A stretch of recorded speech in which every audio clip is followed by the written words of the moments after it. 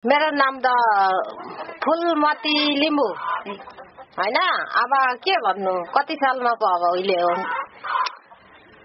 2049 सालमा होला म मेघालय गएको हैन। अब गइयो त्यस्तै बुढो बहिनी कोइला काट्ने, बुढी भात पकाउने। अब के भन्नु र, काम त म भात पकाउँथे 8-9 जनालाई भात खिलाउँथे हैन। त्यसको नाम के हो? मैले लङ्गुर लङ्गुर लङ्गुर अच्छा लङ्गुर खुवाउँथे हैन।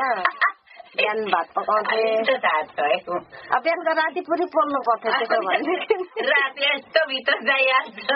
बिहानको राति पुरी पोल्नु 12 बजी भात पकाइदिनु पर्यो। त्यसरी गर्दै बसियो नि। अब एउटा नानी पनि जन्मियो, लिएर आयो नि। अब अरू के भन्नु र। अब सानै उमेरमा बिहे गरिदियो बाउ आमाले बालखामा। अब त्यतिकै जाउँ राम्रो छ भने गइयो। अब बिहे गरेर बुढासँग गइयो। अनि मनमा त अब के लाग्नु त, राम्रै थियो, ठाउँ पनि राम्रै थियो। 2 साल त्यतिकै बिताइयो। अब घरमा भएको त के भनिराख्नु, त्यस्तो भन्नु हुँदैन।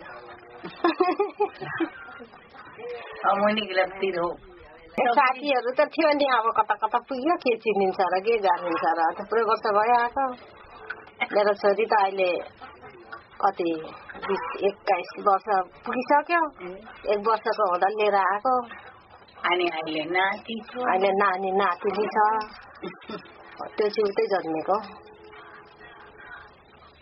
अनि अरू अब के भन्नु, त्यो त राख्नु दिन्थ्यो नि। अनि पैसा अब त खाना पकाइदिँदा त सबै कुरा आफ्नो विश्वास हो हैन, विश्वास लिन्थ्यो।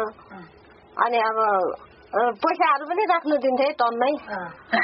हप्तै पछि पैसा कमिन्थ्यो। त्यहाँ इन्डियामा त उही पैसा नि। अब बुद्धि थिएन, सानै थिएँ। अनि त्यो कमाउने दिमागमा थिएन हैन। नभएपछि के गर्नु। अहिले रोटीहरू त अब भन्दैछु त, बिहान उठेर रोटी 3 सात चाहिँ खुवाउनु पर्थ्यो क्या।